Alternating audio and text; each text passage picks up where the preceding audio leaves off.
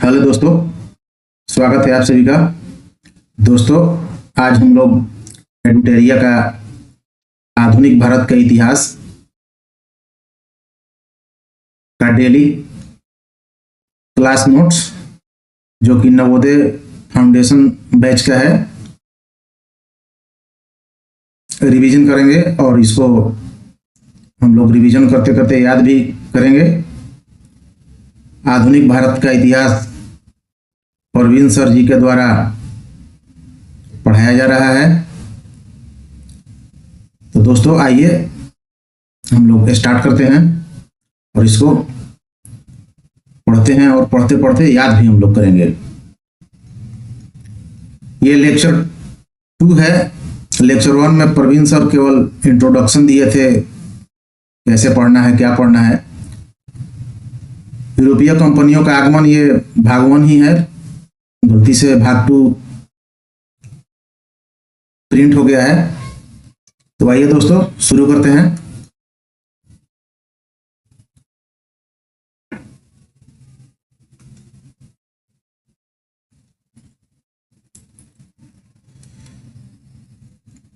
भारत प्राचीन एवं मध्यकालीन समय में यूरोप से जुड़ा हुआ था, लेकिन यह जुड़ाव भारत का यूरोप के साथ स्थलीय मार्ग से था। स्थलीय मार्ग से था, जलीय मार्ग से नहीं था। स्थलीय मार्ग से ही भारत का यूरोप के साथ व्यापार होता था। पहले स्थलीय मार्ग से ही भारत का यूरोप के साथ व्यापार होता था, लेकिन कुछ परिस्थिति उत्पन्न हुआ जिसके चलते यूरोपीय जल मार्ग से भारत की खोज करने में जुट गए। तो आइए वही देखते हैं हम लोग। यूरोपीय कंपनी का भारत में आगमन के कारण, जलीय मार्ग से, दरअसल जलीय मार्ग से आगमन का क्या कारण था, तो आइए देखते हैं। 1453 ईस्वी में कुस्तुनतुनिया का पतन होने से यूरोप से भारत आने का स्थल मार्ग अवरुद्ध हो गया। 1453 ईस्वी में कुस्तुनतुनिया पर का पतन हो गया था, जिसके कारण स्थल मार्ग अवरुद्ध हो गया, जिसके कारण यूरोप के कई देश भारत जाने के जल मार्ग की खोज पर निकल पड़े। यूरोप में पुनर्जागरण, दिशा सूचक यंत्र की खोज इत्यादि ने यूरोप के कई देशों को नए मार्गों की खोज के लिए प्रोत्साहन किया। 3G अवधारणा यानी कि गोल्ड, ग्लोरी और गॉड यानी कि सोना, प्रतिष्ठा और धर्म की प्रचार में भारत आने के लिए नए मार्ग की खोज की। मसालों, व्यापारिक वस्तुओं की मांग यूरोप में भारतीय मसालों, विशेष रूप से काली मिर्च, इलायची और दालचीनी की अत्यधिक मांग थी। इस कारण यूरोपवासी भारत आने के नए मार्गों की खोज करने के लिए उत्सुक थे। आइए देखते हैं यूरोपीय कंपनियों के स्थापना के क्रम। यूरोपीय कंपनी कौन कौन से देश के कौन कौन से यूरोपीय देश भारत में आए थे, वही है। तो पुर्तगाल, ये 1498 ईस्वी में इस कंपनी की स्थापना हुई थी और उस समय भारत में सिकंदर लोदी का शासन चल रहा था, जो कि 1498 से 1507 ईस्वी तक सिकंदर लोदी का शासन था। दूसरा यूरोपीय कंपनी थे अंग्रेज। इसकी स्थापना 1600 ईस्वी में हुई थी, ईस्ट इंडिया कंपनी की, और उस समय भारत में अकबर का शासनकाल था 1556 से 1605 ईस्वी तक। अगला यूरोपीय कंपनी है डच।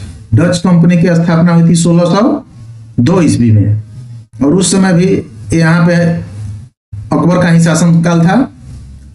अगला है कंपनी डेनिश। डेनिश कंपनी की स्थापना 1616 ईस्वी में हुआ था, और उस समय जहांगीर का शासनकाल हमारे भारत में चल रहा था। जहांगीर का काल पीरियड था 1605 ईस्वी से 1627 ईस्वी तक। और सबसे लास्ट कंपनी फ्रांसीसी कंपनी। फ्रांसीसी कंपनी की स्थापना 1664 ईस्वी में हुई थी और उस समय भारत में औरंगजेब का शासन चल रहा था। औरंगजेब का काल पीरियड है 1658 ईस्वी से 1707 ईस्वी तक। अब देखते हैं यूरोपीय कंपनियों की प्रथम फैक्ट्री। जब भारत में यूरोपीय कंपनी आ गए तो अपना प्रथम कारखाना या फैक्ट्री किस जगह पे स्थापित किया था और किस वर्ष में स्थापित किया था, यही हम लोग याद करेंगे। तो आइए देखते हैं। पहला पुर्तगाली कंपनी का प्रथम फैक्ट्री 1503 ईस्वी में स्थापित किया गया। कहाँ पे? तो कोचीन में, जो कि वर्तमान समय में केरल राज्य में स्थित है। अगला कंपनी हुआ डच, जिसे कि नीदरलैंड के नाम से भी जाना जाता है। इसकी कंपनी की स्थापना, कारखाना की स्थापना हम लोग का देखते हैं 1605 ईस्वी में हुआ था। कहाँ पे? तो मसूलीपट्टनम में। मसूलीपट्टनम में हुआ था, जो कि वर्तमान समय में आंध्र प्रदेश में है। अगला है ईस्ट इंडिया कंपनी। अंग्रेज सर्वप्रथम कहाँ पे कारखाना स्थापित किए? तो सूरत में। और कब स्थापित किए? तो 1608 ईस्वी में। अगला है डेनिश का 1620 में कंपनी का स्थापना हुआ ट्रांकेवर में। ट्रांकेवर कहाँ पे है? तो तमिलनाडु में स्थित है वर्तमान समय में। और सबसे लास्ट कंपनी फ्रांसीसी कंपनी। इसकी फैक्ट्री सूरत में ही स्थापित किया गया था। और कब? तो 1668 ईस्वी में। सूरत में 2 फैक्ट्री स्थापित थी, अंग्रेज का और फ्रांस का। आइए इसको हम मैप के माध्यम से भी देख लेते हैं।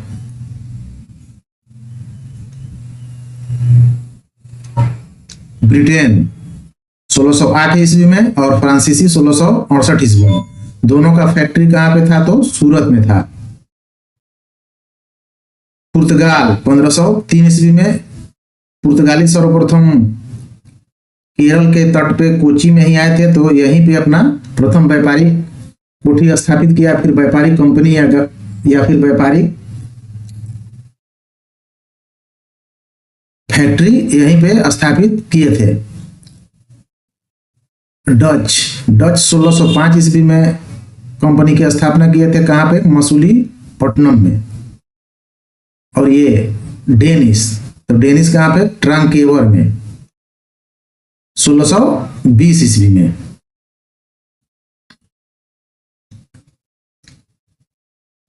अब आइए देखते हैं यूरोपीय द्वारा प्रमुख खोज। अमेरिका की खोज 1498 में किया गया था। दरअसल कोलंबस निकला था भारत को खोजने के लिए, लेकिन वो अमेरिका की खोज कर बैठा था। तो अमेरिका की खोज 1492 ईस्वी में कोलंबस के द्वारा किया गया था, जो कि स्पेन का निवासी था। अब भारत की खोज, ये खोज शब्द से अर्थ है कि मतलब जलीय मार्ग से खोज किया गया था। ये 1498 ईस्वी में इसकी खोज वास्को डी गामा ने किया था, जो कि पुर्तगाल का निवासी था। न्यूजीलैंड की खोज एलन तस्मान ने किया था। कब? 1642 ईस्वी में। और ऑस्ट्रेलिया की खोज कैप्टन कुक ने किया था, जो कि ब्रिटेन का निवासी था। और ये 1770 ईस्वी में इसकी खोज किया था। नोट में हम लोग देख सकते हैं कि कोलंबस स्पेन का निवासी था, लेकिन इसका जन्म कहाँ पे हुआ था? तो जन्म इसका इटली में हुआ था। ये कभी कभी प्रश्न में पूछ दिया जाता है या फिर पूछ दिया जाएगा, तो इसको हम लोग ध्यान रखेंगे कि कोलंबस का जन्म इटली में हुआ था।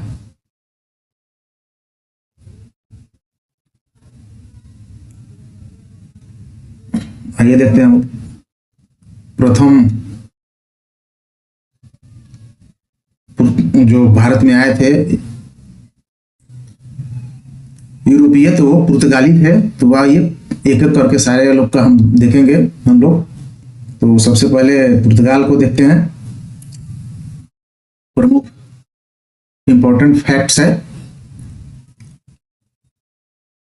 पुर्तगाल के शासक डॉन हेनरिक, पुर्तगाल का शासक था डॉन हेनरिक ने भारत से व्यापार पर नियंत्रण स्थापित करने के लिए समुद्री मार्ग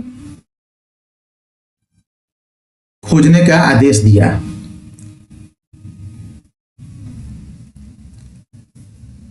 डॉन हेनरिक को खोज में रुचि के कारण ही इन्हें नेविगेटर कहा जाता है। समुद्री मार्ग से खोज करने के कारण ही डॉन हेनरिक को नेविगेटर नाम दिया गया है। तो ये हम लोग याद रखेंगे कि द नेविगेटर के नाम से किसे जाना जाता है, तो डॉन हेनरिक को।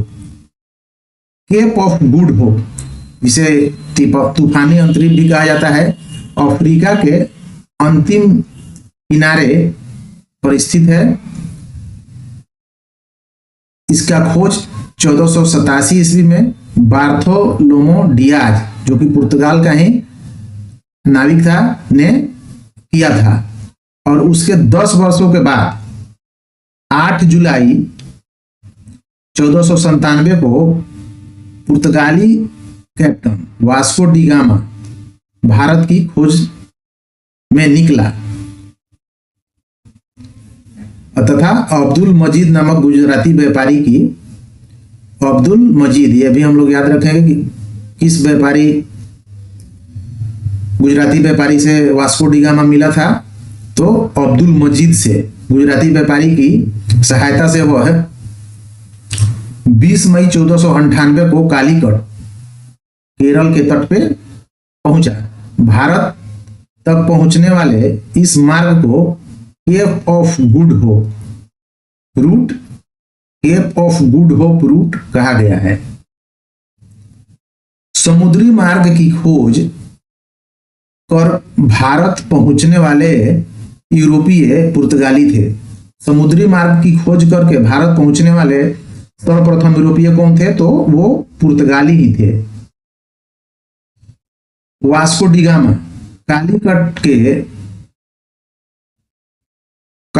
के कप कडाबू, जो कि केरल नामक बंदरगाह है, केरल में है, कटाबू बंदरगाह नामक बंदरगाह पर जहां का शासक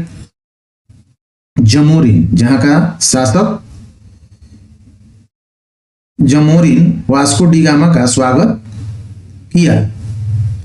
जब वास्को डी गामा कालीकट के कप कडाबू बंदरगाह पे पहुंचा तो वर्तमान शासक जमोरिन ने उसका वास्को डी गामा का भव्य स्वागत किया। वास्को डी गामा भारत लौटते समय बड़ी मात्रा में मसाले, खासकर काली मिर्च ले गया। उन्हें यूरोप में इसका व्यापार कर 60 गुना मुनाफा कमाया। वास्को डी गामा जब भारत से व्यापार करके लौटा तो खास करके काली मिर्च लेकर के गया था, और जब यूरोप के बाजार में वो इसे बेचा तो कहते हैं कि उनको 60 गुना मुनाफा हुआ था।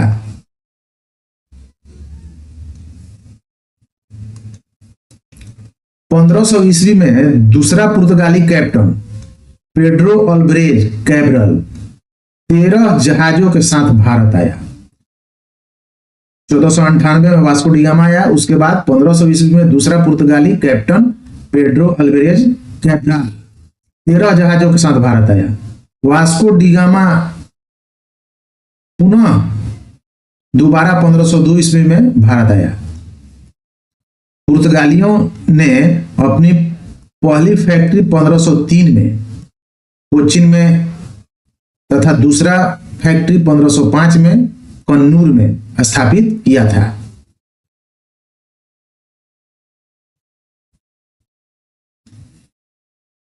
वास्को डी गामा तीसरी बार भारत 1524 ईस्वी में पुर्तगाली गवर्नर बनकर आया। दिसंबर 1524 में उसकी मृत्यु भारत में ही हो गई। उसे कोचीन में दफनाया गया। यह भी याद रखेंगे हम लोग, प्रश्न में आ सकता है कि पुर्तगाली जो गवर्नर बन के आया था वास्को डी गामा, जो कि भारत का जलीय मार्ग से खोज भी किया था, भारत में ही उसकी मृत्यु कोचीन में हो गई और उसे कोचिन में दफनाया गया था। अब आइए देखते हैं थोड़ा पुर्तगाली गवर्नर के बारे में, कौन कौन से आया था पुर्तगाली गवर्नर। तो प्रथम पुर्तगाली गवर्नर था फ्रांसिस्को दी अल्मेडा। पुर्तगाल का प्रथम governor general Francisco de Almeida को बना करके भेजा गया था। फ्रांसिस्को दे अल्मेडा, उसने ब्लू वाटर पॉलिसी के तहत हिंद महासागर के समुद्री व्यापार पर एकाधिकार स्थापित करने की कोशिश किया था। कौन किया था?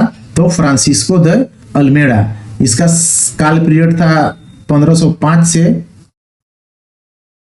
1509 ईस्वी तक। उसके बाद 1508 में उन्हें चौल के युद्ध में गुजरात के शासक तथा 1509 में दीव के युद्ध में महमूद बेगड़ा मिस्र और तुर्की शासकों के समुद्री बेड़ों को पराजित कर हिंद महासागर में अपनी स्थिति मजबूत कर ली।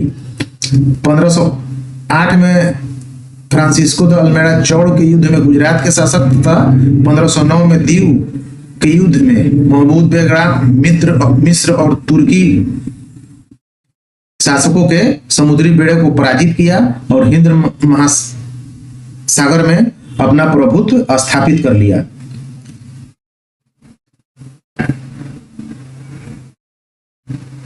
अगला गवर्नर जनरल है फ्रांसिस्को दी अल्मेडा। तो ये देखते हैं इसको भी।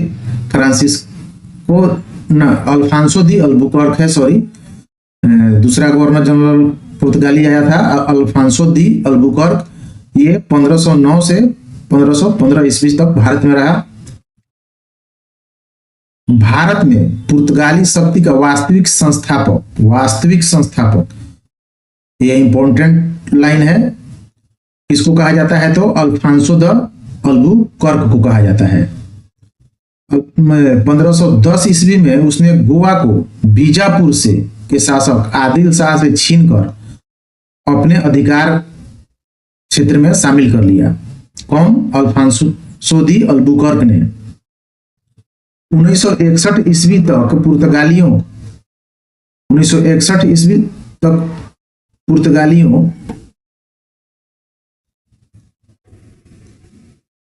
के अधीन रहा।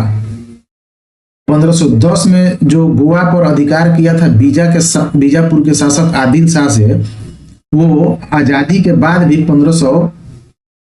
1961 तक पुर्तगालियों के ही अधीन रहा। इसलिए कहा जाता है कि सबसे पहले आने वाले यूरोपीय पुर्तगाली थे और सबसे बाद में जाने वाले भी यूरोपीय पुर्तगाली ही थे। अल्बुकर्क ने 1511 ईस्वी में मलक्का तथा 1515 ईस्वी में फारस की खाड़ी के होमुर्ज बंदरगाह पर एकाधिकार कर लिया। अल्फांसो द अल्बुकर्क ने भारतीयों से विवाह नीति को प्रोत्साहन किया था। भारतीयों से विवाह नीति को प्रोत्साहन अल्फांसो द अल्बुकर्क ने ही किया था। सती प्रथा का विरोध करने वाले पहला यूरोपीय अल्बुकर्क ही था। यह भी इंपॉर्टेंट है। सती प्रथा का प्रथम विरोध करने वाला यूरोपीय कौन था? तो अल्फांसो दी अल्बुकर्क ही था।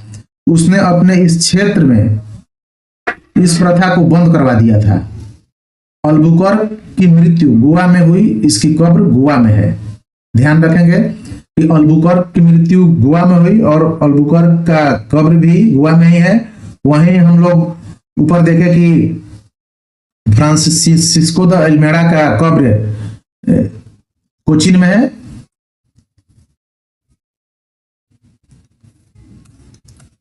अब आइए देखते हैं तीसरा पुर्तगाली गवर्नर जनरल कौन है? तो नूनो दा कुन्हा।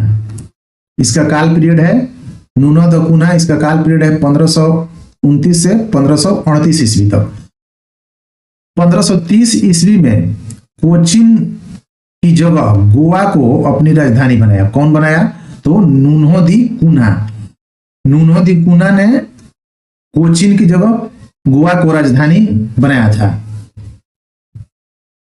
उसने 1534 ईस्वी में बेसिन तथा 1535 ईस्वी में दीव पर अधिकार कर लिया।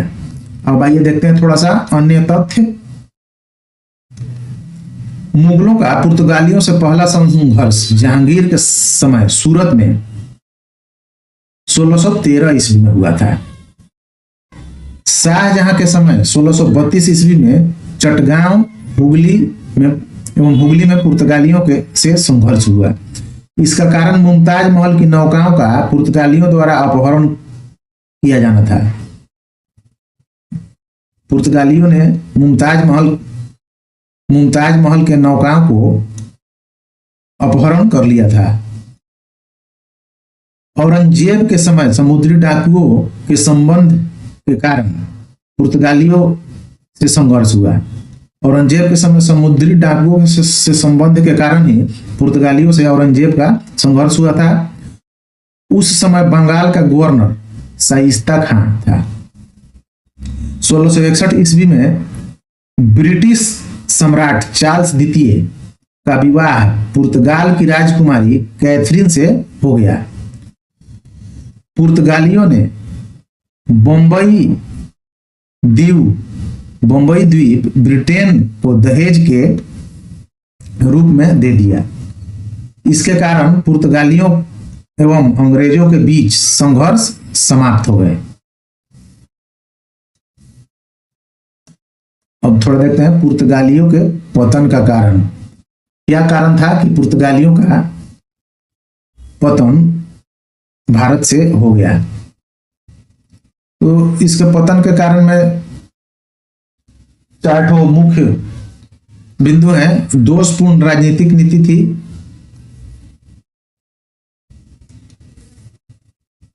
दोषपूर्ण राजनीतिक नीति, विवाह की नीति। ये लोग विवाह के माध्यम से पश्चिमी सभ्यता, यूरोपीय सभ्यता भारत में थोपने का प्रयास कर रहे थे। और ब्राजील के खोज के बाद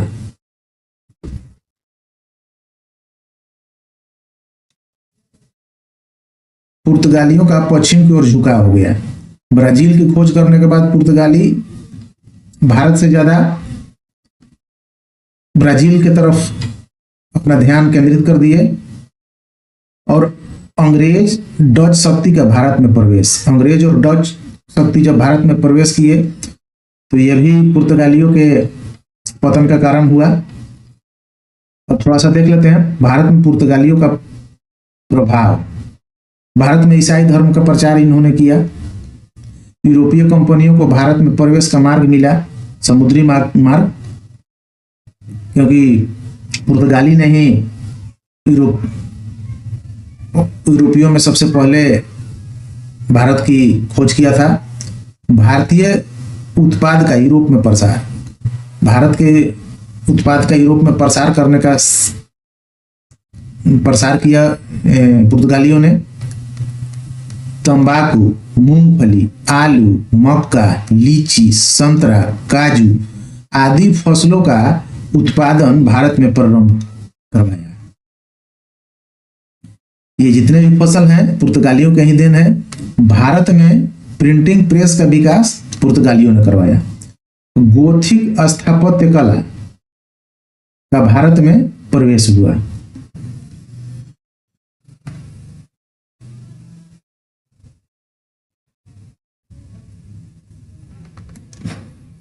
अब आइए देखते हैं डच के बारे में।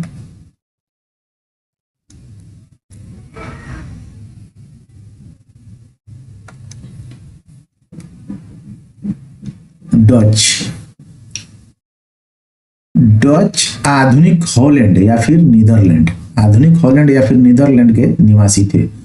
पुर्तगालियों से प्रेरित होकर डच भी भारत में व्यापार के लिए आए। प्रथम डच यात्री कार्नेलियस हाउटमैन था, जिसे हाउटमैन या फिर हस्तेमान भी कहा जाता है। प्रथम डच यात्री कौन था? कार्नेलियस हॉटमैन या हस्तेमान। 1596 ईस्वी में United East India Company of Netherland की स्थापना की गई। डच कंपनी का नाम था United East India of Netherland. Company को 21 वर्षों के लिए भारत एवं पूर्वी क्षेत्र में व्यापार का आज्ञा पत्र दिया गया। डच व्यापारिक व्यवस्था सहकारिता अर्थात कार्टल पर आधारित थी। डच व्यापारिक व्यवस्था सहकारिता या फिर कार्टल पर आधारित थी। ध्यान रखने वाली बात है यह भी। डच कंपनी की संयुक्त पूंजी कितना था, तो संयुक्त पूंजी 65 लाख गिल्डर थी। कंपनी का संचालन 17 सदस्यीय एक बोर्ड द्वारा किया जाता था। डच कंपनी का संचालन 17 सदस्यीय एक बोर्ड द्वारा किया जाता था। डच कंपनी मसालों के व्यापार के लिए इंडोनेशिया पर निर्भर थी। डचों ने भारत से पहले सूती कपड़ा, रेशम, अफीम तथा सोरा व्यापार किया। बाद में उसने भारत से नील एवं मसालों का व्यापार भी प्रारंभ किया। भारतीय कपड़ों को यूरोप के बाजार में पहुंचाने का श्रेय डच को ही दिया जाता है। यह इंपॉर्टेंट है कि भारतीय कपड़ों का यूरोप के बाजार में पहुंचाने का श्रेय किसे है, तो डचों को है। डच ने अपनी पहली फैक्ट्री मसूलीपट्टनम में स्थापित की, आंध्र प्रदेश में 1605 ईस्वी में स्थापित किया। पुर्तगालियों को पराजित कर डचों ने अपनी फैक्ट्री पुलिकट, सूरत, चिनुसरा जो कि बंगाल में है, कासिम बाजार, पटना, कोचीन आदि में भी स्थापित कर लिया। 1759 ईस्वी में वेदरा के युद्ध में अंग्रेजों से डच पराजित हुए तथा इसके बाद भारत में डचों का पतन हो गया। कब, तो 1759 ईस्वी में वेदरा के युद्ध में डच अंग्रेजों से पराजित हो गए और डचों का भारत से पतन हो गया।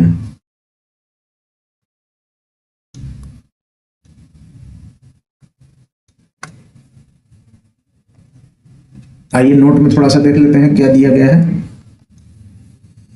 बिहार में प्रथम यूरोपीय फैक्ट्री डचों ने 1632 ईस्वी में स्थापित किया था। तो ये इंपॉर्टेंट लाइन है कि बिहार में यूरोपीय फैक्ट्री सर्वप्रथम डचों के द्वारा स्थापित किया गया था। और कब किया गया था, तो 1632 ईस्वी में। फैक्ट्री बनाने का प्रथम प्रयास अंग्रेजों ने 1620-1621 में किया था, लेकिन असफल रहे थे। सबसे पहले फैक्ट्री बनाने का प्रयास अंग्रेजों ने किया था लेकिन असफल हुए। 1620-1621 में ही किए थे, लेकिन डचों ने सफल फैक्ट्री की स्थापना की 1632 ईस्वी में।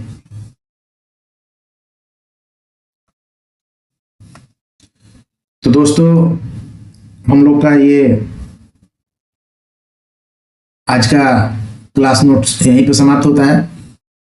आगे हम लोग अगले भाग में फिर से रिवीजन करेंगे।